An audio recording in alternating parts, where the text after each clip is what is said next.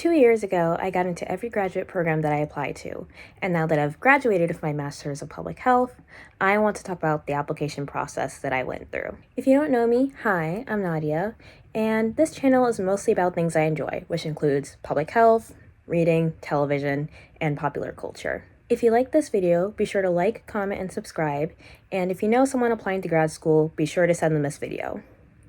Without further ado, let's get started.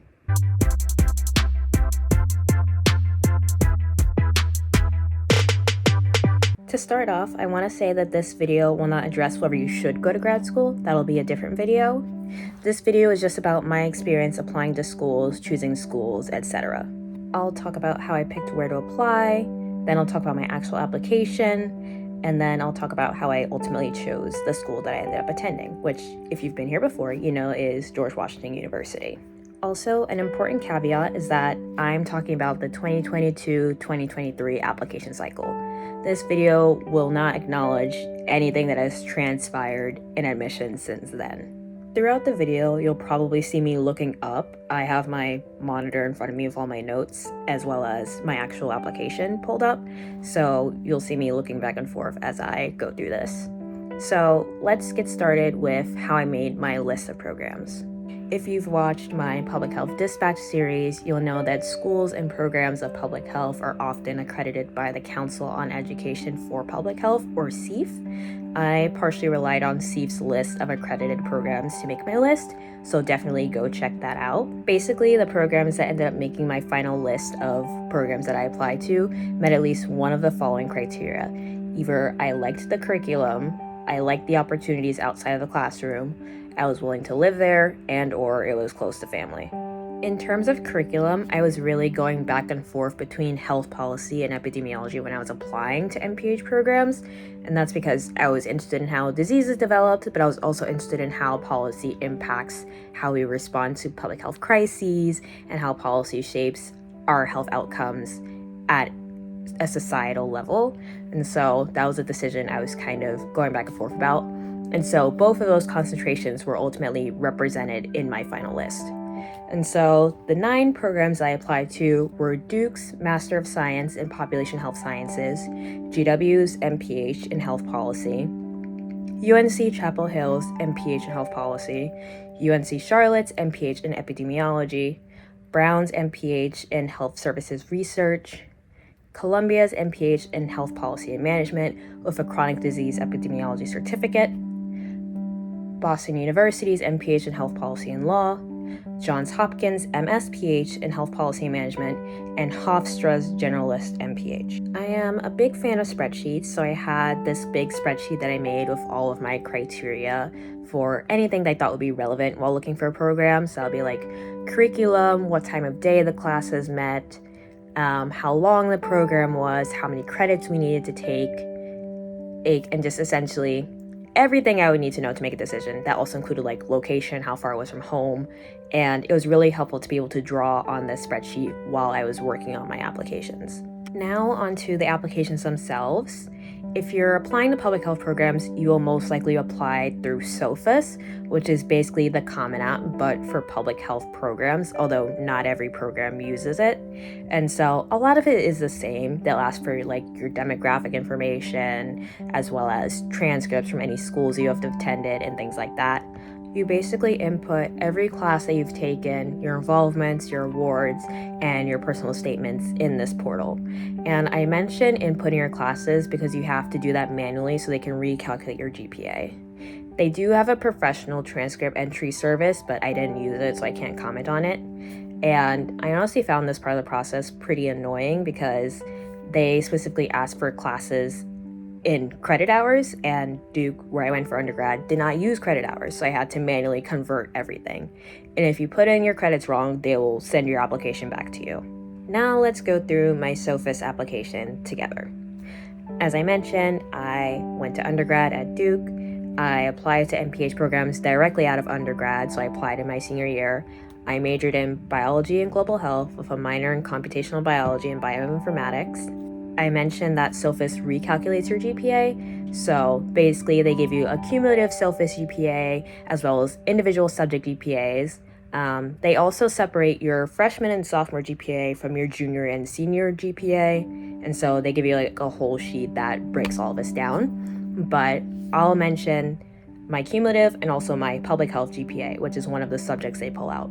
So my cumulative GPA was a 3.31, which is not that different from my actual GPA on my transcript. And then my public health GPA that they calculated was a 3.76. Then the application goes into activities and awards. So I matriculated to Duke as a university scholar and a Questbridge scholar, and then in my junior year, I became a Margolis Scholar in Health Policy and Management. That program was 2 years, so my junior and my senior year, and it gave us different training and networking opportunities in health policy. And they also gave us enrichment funding, which I used to pay for all my application fees. I was a research assistant on 2 different projects my freshman year and my sophomore year, and then I was a policy research intern at the Margolis Institute the summer after my sophomore year. And then in my junior year, I did an independent study my junior fall that turned into my senior thesis the following year, and I also got a publication out of that. And then also in junior year, one of my professors connected me with people at Duke Health to do some data collection and analysis for them. I was also part of the student collaborative on health policy at my undergrad, and I served on the executive board. I worked at the campus newspaper for 4 years and interned at my local newspaper writing about health and related topics. That's when I went on that trip to Denver, if you remember that vlog from a couple of years ago. Duke also lets undergrads teach half-credit seminars, and I taught that for 2 years. And those are the main activities on my application, plus some one-off activities I did, like this one health conference I went to my sophomore year. I did take the GRE the summer between my sophomore and junior year, so that was on my application, but most programs I applied to didn't even want it, so I kind of didn't need to do that, but definitely check if your programs still require that. So after all the basic academic and activity information that you input, you might get asked custom questions by your school, and then you also get to upload your resume and your personal statements. And so for my personal statements, all of them had the same kind of opening spiel about how my interest shifted from medicine to public health, and how I was interested in addressing health inequities and chronic disease and all of these specific issues in the healthcare system. And so beyond that, I just focused on what was unique about. I was mid-sentence and then I ran out of storage. But anyway, I was saying that beyond explaining my interest in public health, I focused on what was unique about each program. And I was able to draw on that spreadsheet I mentioned to help me out with writing those statements. And you could probably guess from my background that I like research, so I really focused on that a lot. Duke's MS in population health sciences in particular is really focused on research methods, so I talked about that. GW had kind of a mix of both research and practical training, which I liked. UNC had specific researchers whose work I was interested in and was familiar with. If you're from North Carolina or you work in public health, you've probably seen research come out of the Shep Center, so like places like that. And then, as I mentioned, curriculum was also pretty important to me. With Columbia and BU in particular, I remember liking that we could specialize in multiple areas. And with Hopkins, I remember thinking that their curriculum is pretty strong, and I also liked that most of our classes could be completed in the first year, and the second year would just be focused on working and getting our practical experience, which I really liked because I wanted to learn, but I also really wanted experience. So I finished all my applications by Thanksgiving 2022 because priority deadlines for scholarships were typically in December, usually December 1st. Hofstra was my first acceptance that came back at the end of November, and the rest mostly came in December 2022 and January 2023, except for Brown, which came back mid-March for some reason. So I had all my responses back by March 2023, and it was time to make a decision. And the decision deadline was April 15th. A big factor, unsurprisingly, was money. Master's programs don't offer as much financial support as undergrad or doctoral programs, and so I was really trying to figure out how to get as much financial support as possible. And a lot of the schools I applied to did have some form of scholarship listed on their website, Like they said, they considered people for scholarships, so that factored into my application process. And most of my programs I was accepted to did offer me some form of scholarship. The only one that didn't was UNC. Even then, some scholarships only covered a tiny amount of the cost of attendance. I was hoping to go loan free, but it became clear that I would need loans to attend any of the programs I had been accepted to. And I considered deferring a year, but that would mean losing the scholarships I'd already been offered, so I decided to just keep going. One thing I want to note while I'm talking about loans is that a Master of Public Health is one of a handful of degrees that is allowed to take out more federal loans than the usual threshold.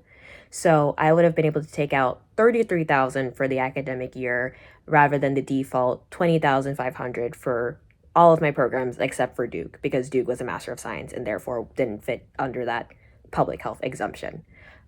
But even then, I still would have owed money to some schools after scholarships and after maxing out the $33,000 federal loans. So that really kind of constricted my pool quite a bit. On paper, the one school where I had a scholarship and I didn't have to max out my loans and I wouldn't have a balance after loans was GW.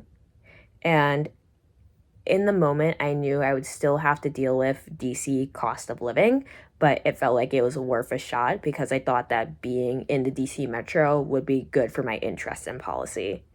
And by that point, my final decision was between Duke and leaving for GW. And even though I know a lot of double and triple Dukies and people who have been at Duke for like thousands of years, and I knew it would be easier for me in a more familiar environment, I just couldn't shake the feeling that I would be holding myself back if I stayed at the same school that I attended for undergrad. And that's how I ended up at GW. It's definitely been an interesting 2 years, but I don't regret it for a second. I hope this video was insightful to some of you. If you have any questions about applying to grad school, especially in public health, leave your questions down in the comments below and I'll try to respond to all of them. Be on the lookout for more videos on whether you should go to grad school and how to pick a public health program. And thank you all for watching. I will see you all later.